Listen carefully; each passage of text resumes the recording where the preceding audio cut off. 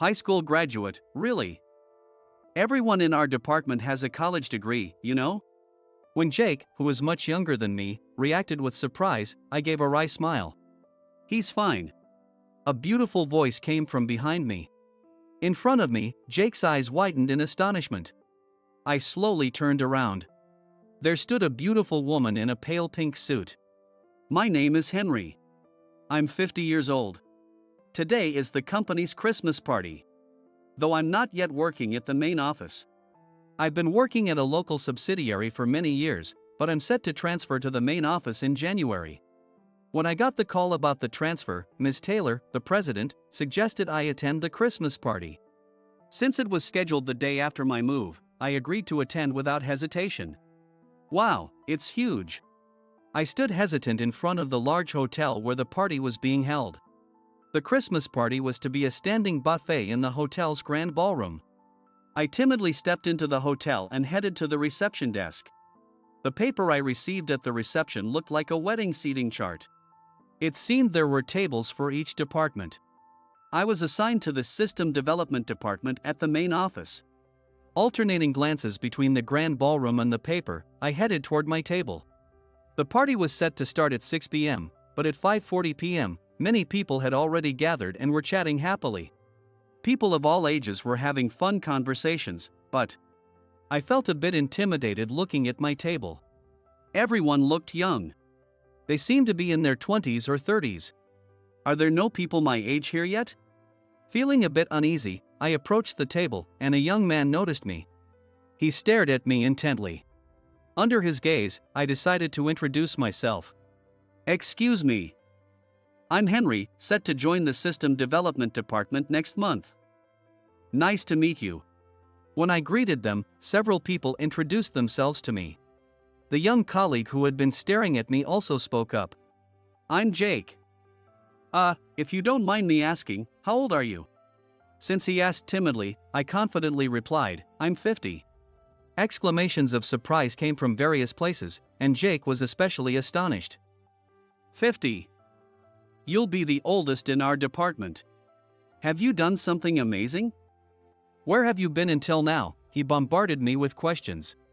I smiled wryly and explained that I hadn't done anything special and had been working at a local subsidiary. Jake frowned. Are you sure? Honestly, the workload here is intense.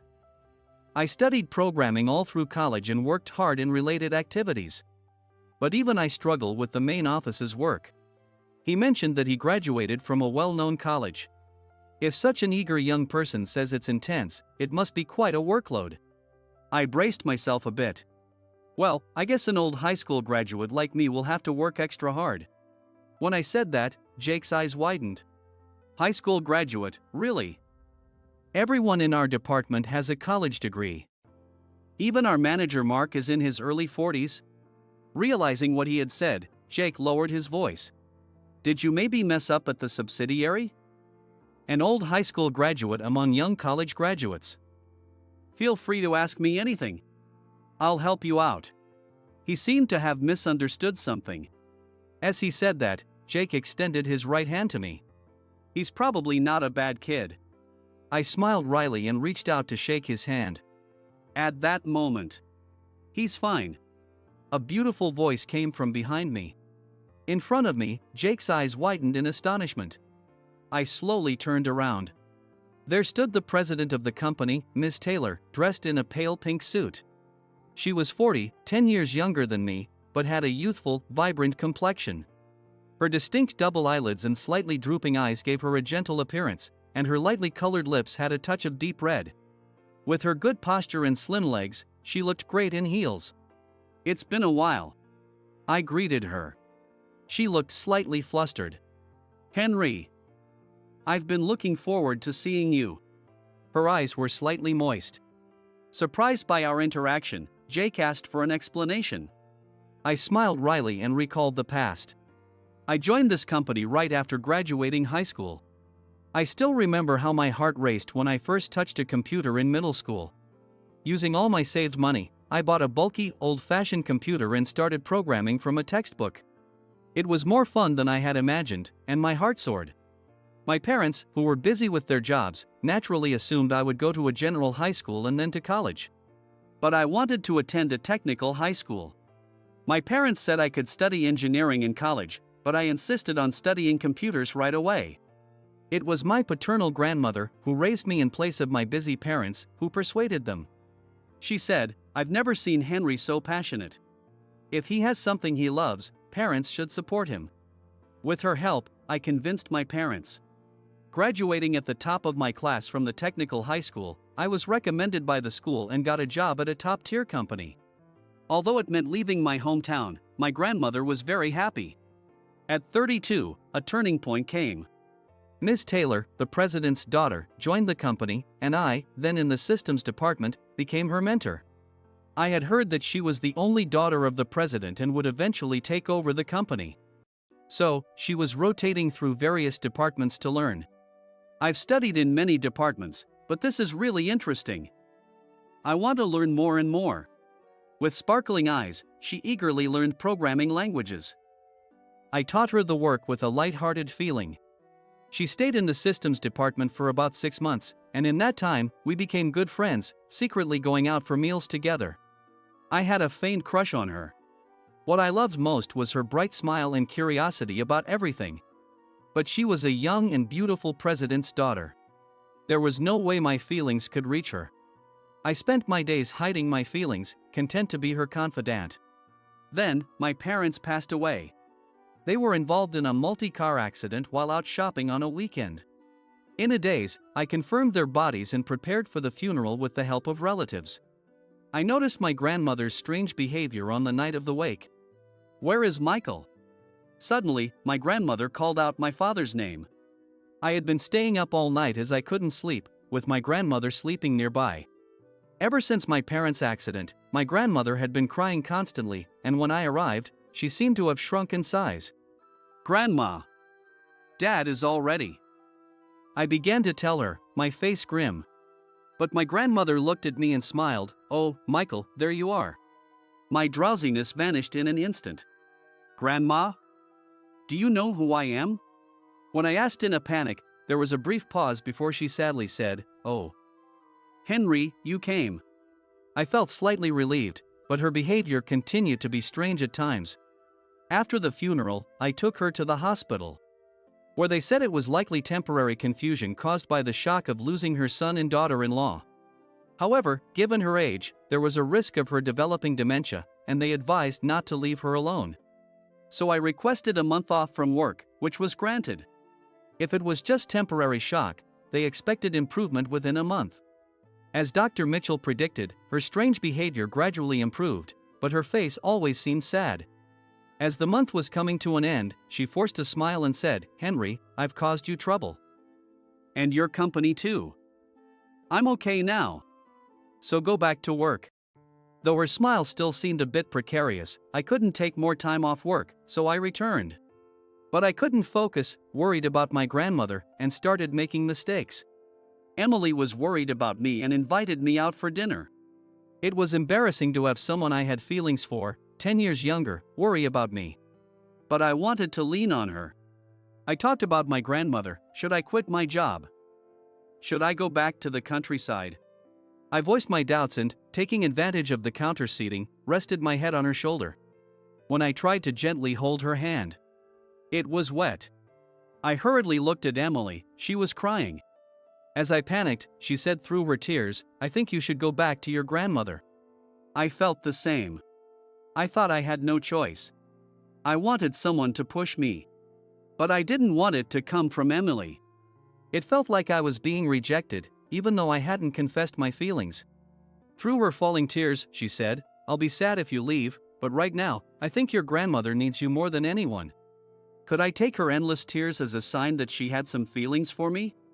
I quietly closed my eyes and said, "Thank you. I'll go back to her." I never confessed my feelings to Emily. And so, I returned to my hometown. However, thanks to Emily's intervention, I was transferred to a related subsidiary there. I was grateful to Emily. Although it was in the countryside, the subsidiary was a system development company, so I could continue doing the work I loved, albeit on a smaller scale. Emily smiled faintly and said, "Your knowledge and skills are too valuable to waste. Do your best over there." With her words in mind, I worked at the subsidiary for nearly 20 years while living with my grandmother. Then a few months ago, my grandmother passed away. When Emily contacted me hearing the news, I was surprised. "You're still an employee, even at the subsidiary," she said, showing her remarkable efficiency. At that time, she also suggested I return to the main office. Naturally, I hesitated. I had been peacefully doing system development in the countryside. I didn't think I could handle the hustle and bustle of the city anymore. But Emily playfully said over the phone, "Don't be so modest. The systems you've developed are all excellent, and some have even won awards, right? I know these things." Her teasing tone made me feel flustered. As I organized my grandmother's funeral and cleaned up the house, I pondered the idea of transferring to the main office. Inside me, a feeling was swelling up. I wanted to challenge myself in a tough environment once more. I wanted to be in the city's atmosphere again. I wanted to work with Emily again. After some thought, I called Emily. "Is the transfer to the main office still on the table?" My hesitant voice made her laugh on the other end of the line. "Of course." Buoyed by her cheerful response, I decided to return to the main office. I summarized this story, naturally omitting my feelings for Emily. To Jake and the others in the system development department who would be my colleagues starting in January. Everyone looked wide-eyed. So, unlike you guys who had privileged environments, I honed my skills in a more challenging setting. Every time a new programming language came out, I learned it desperately. "I won't lose to you youngsters yet." I said this, patting my chest. For some reason, everyone gave me a light round of applause. Looking at Emily, she raised the corner of her mouth in a grin. We planned for Henry to eventually serve as the head of the system development department. Her bombshell announcement surprised both me and my colleagues. "What about Mark?" Jake asked, confused, and Emily smiled. "Mark has always wanted to transfer to a different department. He wants to get into AI. If Henry becomes the head, we can grant Mark's wish." The right person for the right job. Both the previous president and Emily had always supported what the employees wanted to do. "Well, I have other departments to greet, so I'll be off." As she left, Emily squeezed my hand. "Henry, I look forward to working with you starting next month." With that, she left. In my hand, there was a piece of paper. In the restroom, I quietly opened it to find a map and the name of a restaurant. 2 hours later, the Christmas party ended. "Henry, let's go to the after party." Jake, quite drunk, invited me, but I declined and hurried to the place indicated on the map. It was a bar in a basement. As I hesitated to enter, someone spoke to me. It was Emily. "I'm glad you came. Let's go in." Her invitation made my heart leap. Come to think of it, it's been a long time since we were alone together. Memories of our dinners together nearly 20 years ago resurfaced. I felt my cheeks flush but snapped out of it. What is a 50-year-old man thinking? I pushed aside my sweet feelings and entered the bar. We sat in a small, cozy space. In front of the comfortable chairs was a small round table. A slight partition gave the space a private, intimate atmosphere. The sweet feelings I had pushed away began to swell again. We toasted, and I felt nervous. "Henry?" Suddenly, being called by her made my heart skip a beat. Ms. Taylor?" When I said that, Emily pouted. "I don't like being called that." She gave me a pointed look, making me flustered. "Well, then, Emily?" When I said that, Emily smiled contentedly. "That brings back memories. You were the only one who called me that." Her words triggered my memory. "But you asked me to call you Emily back then. You didn't like being called by your last name or with an honorific." Defending myself with the recalled memory, Emily replied, even though I asked. "Everyone else still called me Ms. Taylor or the president's daughter. You were the only one who called me by my first name." It made me happy. Her words made me blush. Noticing my reddening face, Emily laughed. "I'm glad you came back. I've always wanted to work with you again." As she said this, she took a sip of her cocktail. The liquid she had sipped passed down her throat. It seemed oddly sensual, making me hastily gulp down my whiskey.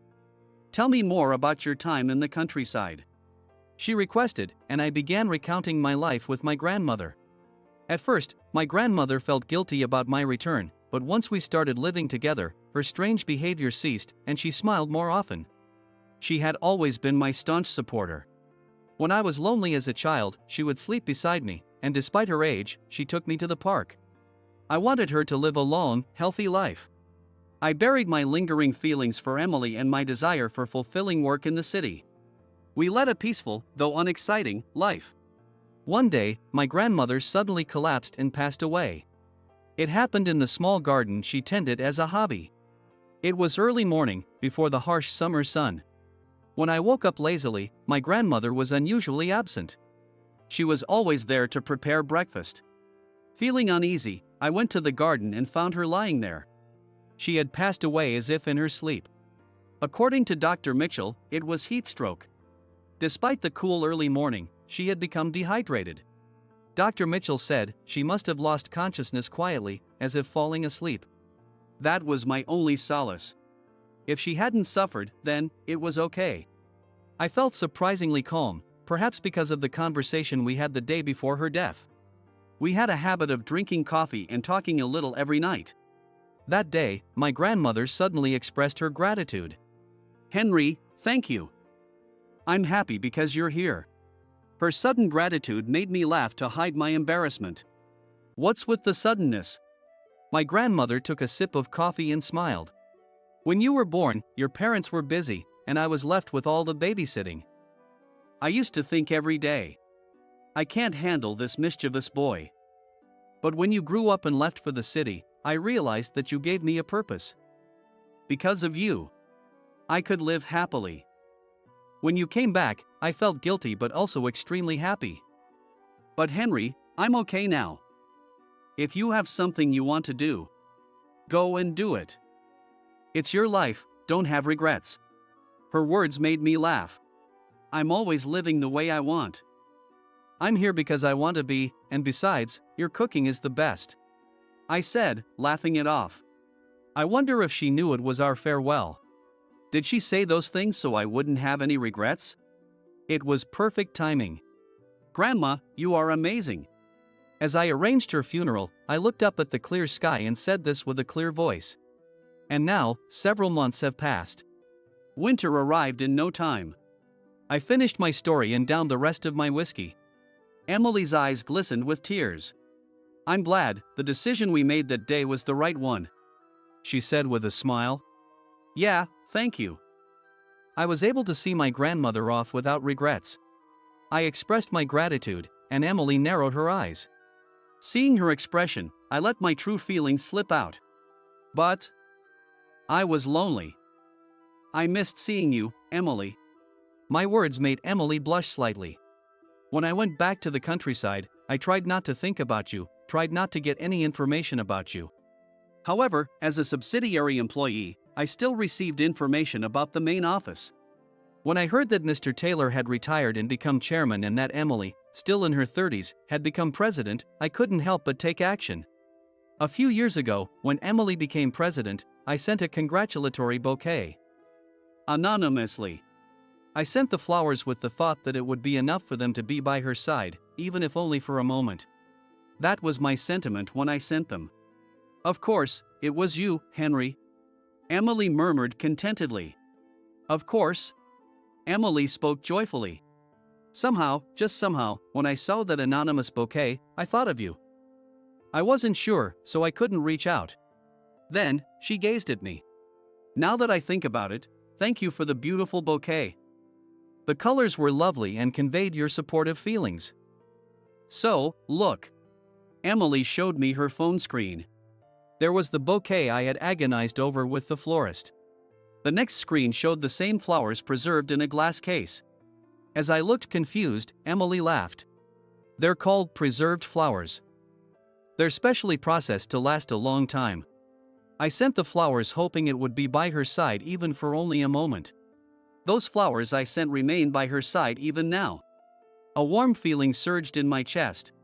When I decided to return to the countryside, there was something I couldn't say. Can I say it now? I looked directly into Emily's eyes. I loved you, Emily. And I still do. Since parting ways back then, I had never been able to let go of my feelings for Emily. And I've remained single all these years. Although, to be honest, it's also because I wasn't very popular. Emily blushed deeply. So, back then, you had feelings for me? I nodded yes in response. Emily covered her face with both hands. Thank goodness, you didn't tell me back then. Unsure of her true feelings, I stayed silent. If you had told me then, I wouldn't have been able to let you go back to your grandmother. No, I definitely couldn't have, definitely. She exhaled deeply, then removed her hands from her face and looked at me. I also have something I couldn't say back then. I loved you, Henry. And of course, I still do. Emily's confession mirrored mine. I was utterly surprised. I've always loved you, couldn't forget about you. I acted strong and arranged for you to be assigned to the subsidiary. But I truly wanted you to stay by my side and marry you. Even though I was busy with work, I turned down all the arranged marriage meetings. Because I couldn't forget about you. She explained that her parents had pressured her to marry and produce an heir. Actually, my father never insisted on keeping the company in the family. But he did want me to get married. And somehow, I've reached 40. I was beyond surprised, I was astounded. It's understandable why anyone would think that a bright, beautiful, and kind person like Emily would be someone I'd always remember fondly. But why had she kept thinking about someone as unremarkable as me? I couldn't quite grasp it. When I voiced this, Emily pouted. To me, you're my ideal man. You worked passionately, were skilled, listened to me patiently, and valued your grandmother. But most importantly, embarrassed by her exaggerated praise, I looked at her as she paused. Back then, people used to say I was just the president's daughter dabbling in various jobs. But I wanted to understand every employee's work and hear their suggestions for improvement. Even though spending just 6 months in each department might not seem like much, I was only given simple tasks in other departments. But you treated me like any other junior colleague and taught me the job thoroughly. I was surprised to hear that Emily had been treated that way in other departments. Looking back, I did remember teaching her all the details. I enjoyed seeing her absorb knowledge and felt joy in her enthusiasm. Because you were so eager and bright-eyed, I couldn't help it, I said, blushing. Emily smiled warmly. The way you called me, taught me, and treated me like everyone else made me very happy. It seemed that not treating her differently had actually drawn her to me. Emily chuckled. Henry, you treat everyone equally. Whether it's someone like Jake, who was rude at the Christmas party, or someone like me, the president's daughter. That's something I find very special. She smiled at me, making my heart swell. Seeing my reaction, she laughed and leaned her cheek on her hand resting on the small round table. She was now a little closer. If you keep dragging this on, we'll both be 40. Will you take responsibility? She asked, looking up at me with her head on her hand. I gently patted her head. If you're okay with an old guy like me, anytime. At that moment, she blushed deeply, her face turning as red as a boiled octopus. And then, this is a bit embarrassing to ask at 40, but, as she spoke, her face turned increasingly red. Could you say well done and pat my head? Feeling a bit embarrassed myself, I followed her request. Well done, you really did great, I said, gently patting her head. Watching Emily cover her face in embarrassment, I thought about her. She had carried the heavy responsibility of being the company's president. I hoped I could ease her burden, even a little, and be someone she could lean on. Looking at Emily still adorable as ever, I smiled. 2 years later, I held her hand, offering words of encouragement as she struggled. Since then, we had gotten engaged rather quickly and visited Emily's parents. Her father, now the chairman, remembered me. He acknowledged my efforts after losing my parents and taking care of my grandmother, and entrusted Emily to me. Though we hadn't explicitly discussed it, I didn't think we'd have children. I thought we would live peacefully together. However, to our surprise, a child naturally came into our lives. Emily, now a high-risk pregnancy due to her age, took great care of her health. Her father, who had been chairman, returned to active duty. The employees were very supportive as well. Even today, when I received a sudden call that Emily had gone into labor, Jake, who had become a close friend since the Christmas party, told me, "What are you doing here? I'll handle the work. Go quickly. I'm sure my parents and grandmother are watching over us from heaven. Hang in there. Everyone is cheering for you," I said to Emily. At that moment, Dr. Johnson's voice echoed, "Okay, relax, you've done well," followed by the strong cries of a healthy baby. Emily and I looked at each other, then at our newborn. A little angel had come into our lives. A tiny life, born with everyone's hopes and dreams. Looking at the shining new life in my arms, I vowed to cherish this happiness and live my life without letting it slip away. I made this promise as I gazed at our newborn's radiant face.